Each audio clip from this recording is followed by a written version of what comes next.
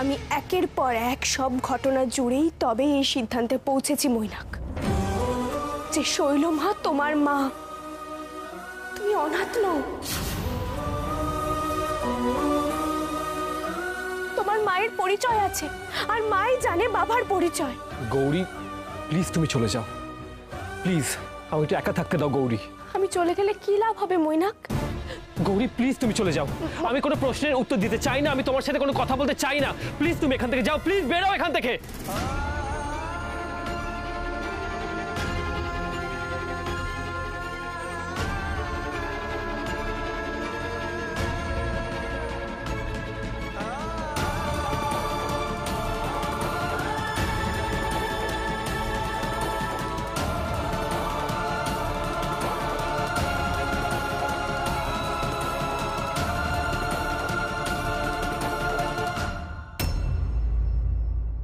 আপনার কি আর কিছু ইনফরমেশন লাগবে?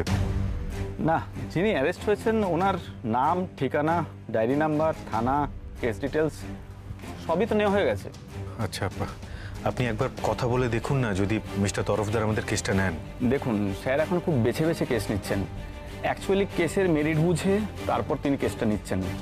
আর এই তো নেক্সট উইকে উনি যাচ্ছেন একটা বড় কেস নিয়ে সুপ্রিম কোর্ট, দেন ওখান থেকে যাবেন ভেনিসে একটা সেমিনার অ্যাটেন্ড করতে, তারপর ওখান থেকে উনি যাবেন নেদারল্যান্ড, আর সেখানে কাজ সামলে তারপরে তিনি ফিরবেন। সুতরাং বুঝতেই পারছেন এই বিজি শিডিউলের ভিতরে উনি কী করবেন আমি নিজেও জানি না, আর আমি সেটা বলতেও পারবো না। তবে আপনারা যার রেফারেন্সে এসেছেন আমি বলে দেখি তাতে উনি কি বলেন। ঠিক আছে, আপনারা ওয়েট করুন।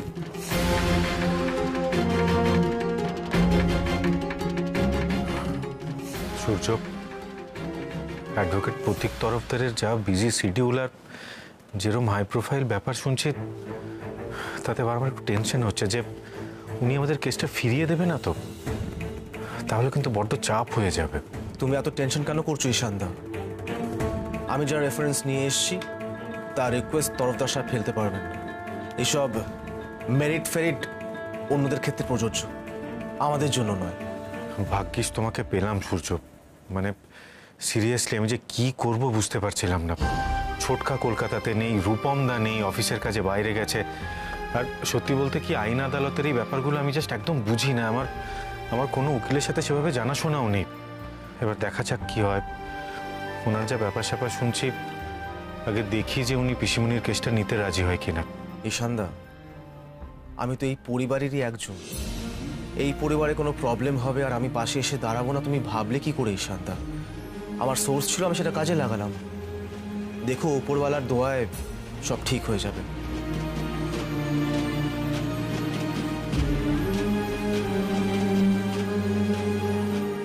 কি ভেবেছোটা কি তোমরা? তোমাদের দুঃসাহস দেখে আমি সত্যি অবাক হয়ে যাচ্ছি। এইভাবে আমার বাড়ি থেকে আমাকে তুলে এনে আমাকে এভাবে আটকে রেখেছো। তোমরা জানো না আমি কে? দেখুন, আপনি অযথা চিৎকার করছেন।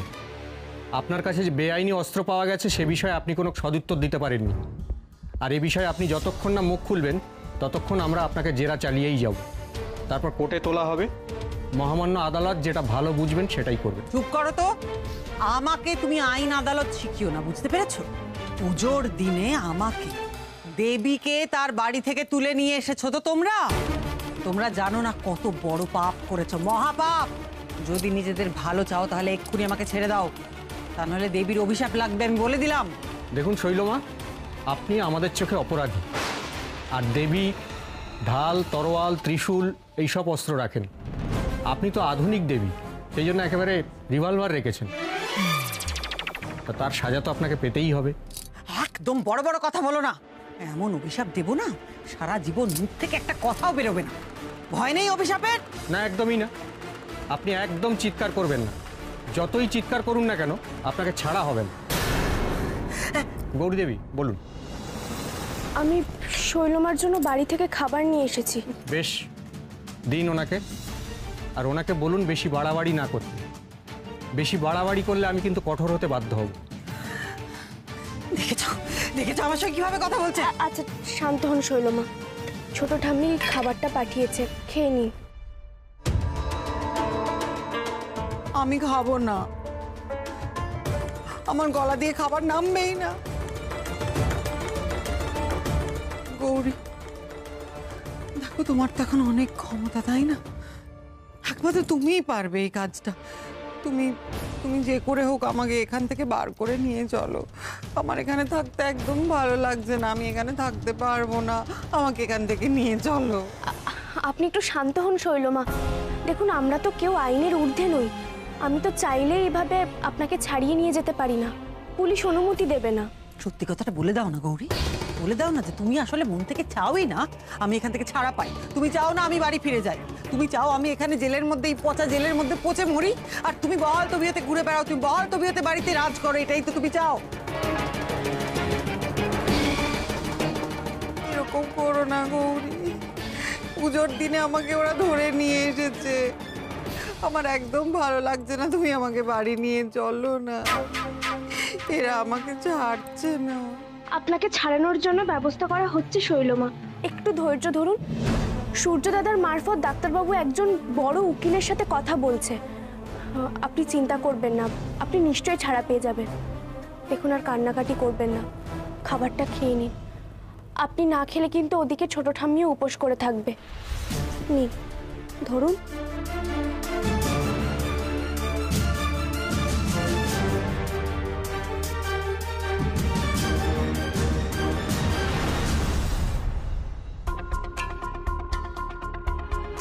স্যার, এটা হচ্ছে ইললিগাল আর্ম কেস। ভদ্রমহিলার ঘর থেকে একটা রিভলভার পাওয়া গেছে বুলেট সহ, বিদেশি কোল্ট। বনেদি পরিবারের মানুষ, বাড়ির লোকজনও বলতে পারছেন না ঠিক কী কারণে উনি রিভলভার বাড়িতে এনে রেখেছিলেন। পুলিশ ওনাকে হঠাৎ করেই অ্যারেস্ট করে নিয়ে যায়, কিন্তু পুলিশকে কে টিপ দিল সেটা এখনও জানা যায়নি। থানা সুপারি বাগান, ওসি বীরেন দত্ত। বলছিলাম স্যার, আমাদের কানেকশন আছে, কেসটা কালকে কোর্টে উঠবে। আমরা তাহলে অভিযুক্তকে যা ব্রিফ করার আগে করে দেব। ও হ্যাঁ স্যার, বলছিলাম অভিযুক্তের নাম হচ্ছে শৈলজা ঘোষাল।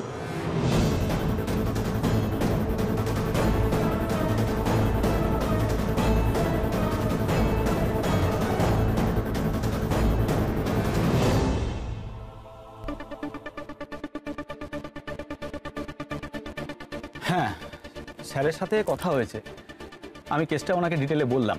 উনি কি বললেন? উনি কেসটা নেবেন? হ্যাঁ, তা রাজি আছেন। আসলে আপনারা যার রেফারেন্সে এসেছেন।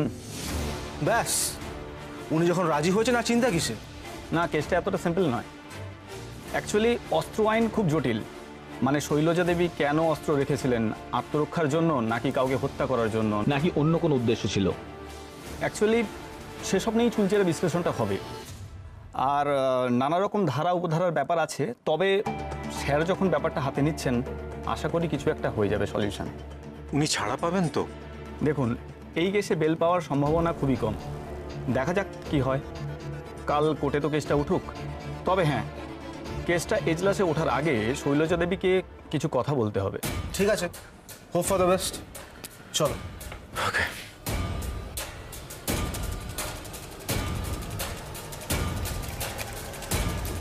এই নাও। গৌরী, তুমি বলছিলে কোনো বড় উকিল এই কেসটা লড়ছে, সে পারবে তো আমাকে এখান থেকে ছাড়িয়ে নিতে? নিশ্চয়ই পারবে শৈলমা।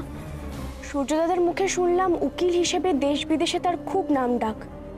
যেই কেস লড়েন সেটা হারেন না।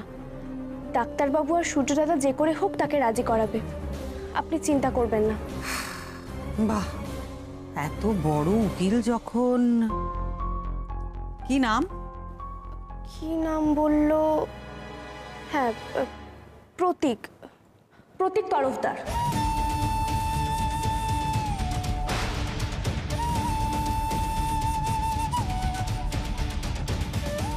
প্রতীক তরফদার? প্রতীক তরফদার? না না, এটা হতে পারে না, হতে পারে না, হতে পারে না।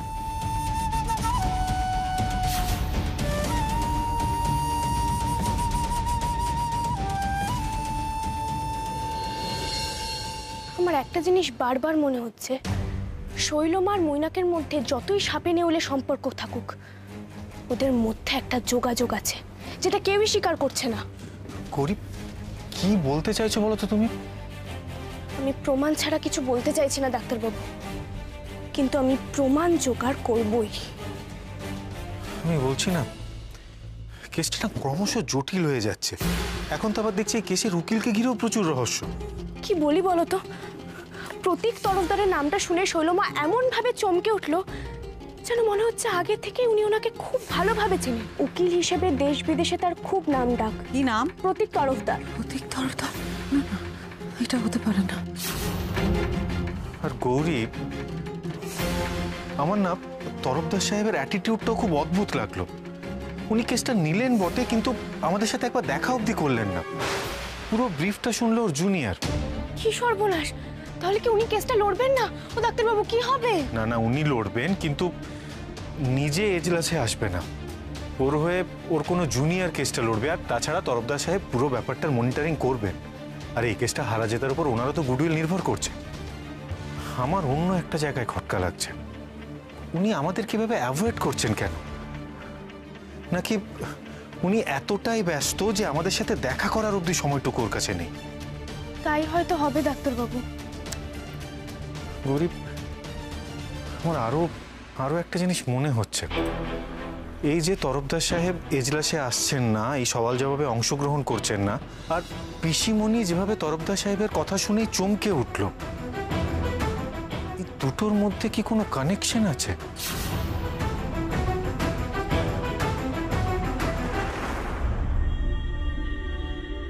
উকিল ব্যাপারটা দেখছে, কিন্তু পারবে তো আমাকে এখান থেকে ছাড়িয়ে নিতে? নিশ্চয়ই পারবে শৈলমা। উকিল হিসেবে দেশ বিদেশে তার খুব নাম ডাক। কি নাম? প্রতীক তরফদার।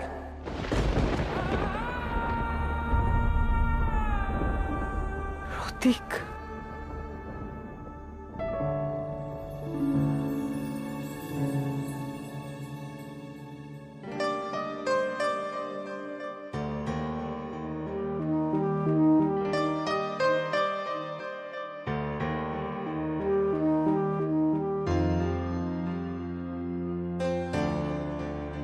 শোনো, আমি শোনো না, শোনো।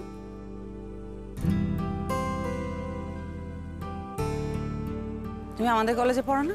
ইয়ে হ্যাঁ, মানে কি মানে করছো? আমাদের কলেজে পড়ো কি না? হ্যাঁ, পড়ি। হ্যাঁ পড়ি। পড়ো যখন একই কলেজে, তাহলে আমাকে ফলো কেন করছো? ফলো করিনি। আমি ফলো করতে যাব কেন? আমি মানে হলো কি কি মানে করছো? কি চাই তোমার? তোমার নাম কি? প্রতীক তরফদার।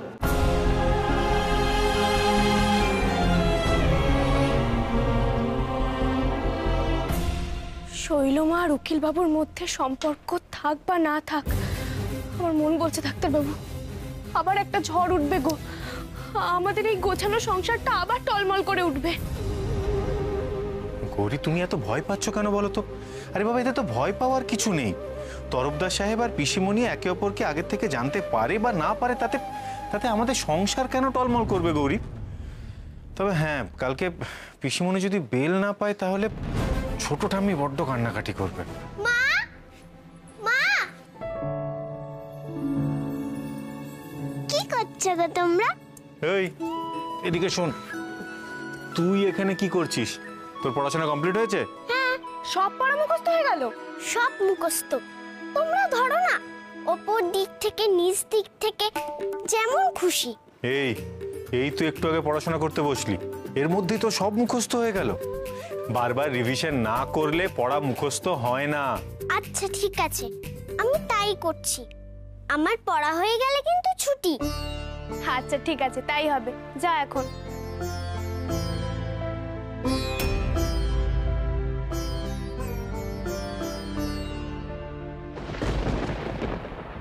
মা, ভয় পেও না, ভয় তো কিছু নেই। মানে? দেখবে কাল ভালো খবর আসবে।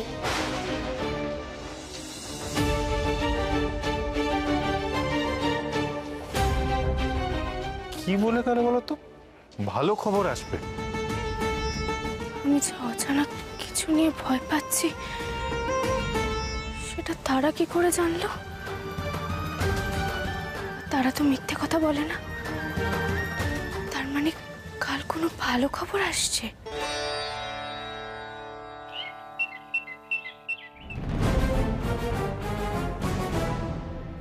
জয় শৈলমায়ের জয়।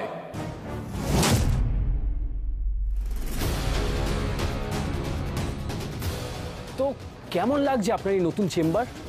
বেশ ভালো, কিন্তু ঠিকই আছে। আপনার জন্য এটাই একদম উপযুক্ত জায়গা। কি বলুন তো, আপনার যে ক্রিমিনাল মেন্টালিটি, সেই নিয়ে কোনো সাধারণ পরিবারে থাকার যোগ্যতা আপনার নেই। ছাড়ুন, বাদ দিন এইসব কথা।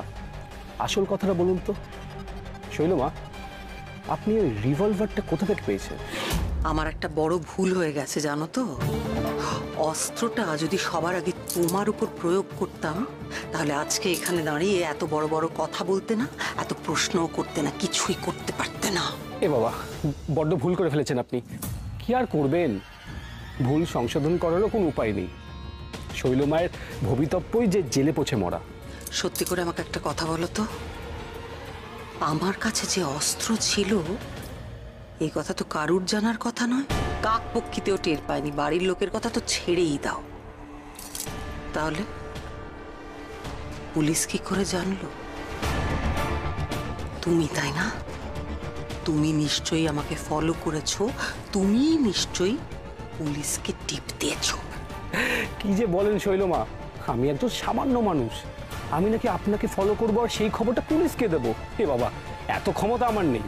শুধু একটা কথা মনে রেখো, আমি যদি কোনোভাবে জানতে পারি সব কিছুর পেছনে তোমার হাত আছে, তোমাকে কিন্তু আমি একেবারে শেষ করে দেব। আমার প্রতিটা পদক্ষেপে তুমি আমার বিরুদ্ধে ষড়যন্ত্র করার চেষ্টা করেছো। এবার একটা বার আমি শুধু ছাড়া পাই। এই দাঁড়ান দাঁড়ান, আপনি কিন্তু এখান থেকে কোনোদিনই ছাড়া পাবেন না। তাই বৃথা আস্ফলন করবেন না প্লিজ। দেখুন, মিনিমাম 7-8 বছর, 7-8 বছর তো আপনাকে এই জেলের ঘানি টানতে হবে। আর তারপর না হয় দেখবো আপনার এই যে তেজ, বিশাল মাপের তেজ যেটা আপনার মধ্যে আছে, সেটা থাকে কি না, না ওই ঘানিতে পিষে জল হয়ে যায়। আর এখান থেকে বেরোবার আশাটা ভুলেই যান। সশ্রম কারাদণ্ড হবে আপনার। আমিও দেখবো আপনি কি করে বাঁচেন, কত ক্ষমতা আপনার। শৈলমা, একটা গুড নিউজ আছে। Good news? আমি এক্ষুনি বাড়ি যাবো, তো চলুন চলুন চলুন। না, এখনই না, সব কিছু তো একটা প্রসিডিওর আছে। তবে আপনার বেলের ব্যবস্থা হয়ে গেছে, একথা আপনি বলতেই পারেন। আমি আপনাকে ব্রিফ করে দেব আপনাকে ঠিক কি কি বলতে হবে আর কি কি করতে হবে। ধরে রাখুন আপনার মুক্তির সময় এসেই গেছে।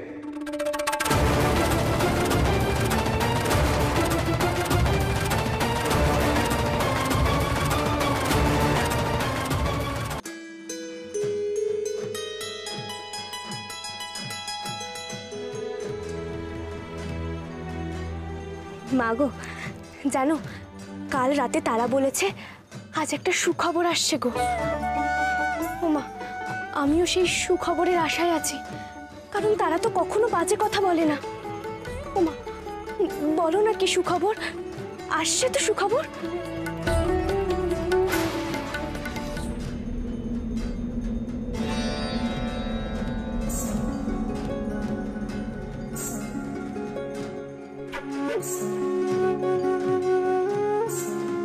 মাগো, মাগো, আমি আমার উত্তর পেয়ে গেছি মা। তোমার হাত থেকে জবা ফুল পড়েছে মানে নিশ্চয়ই কোনো সুখবর আসছে। ও মা, বলো না গো, কি সেই সুখবর? আমার যে আর ধৈর্য ধরছে না।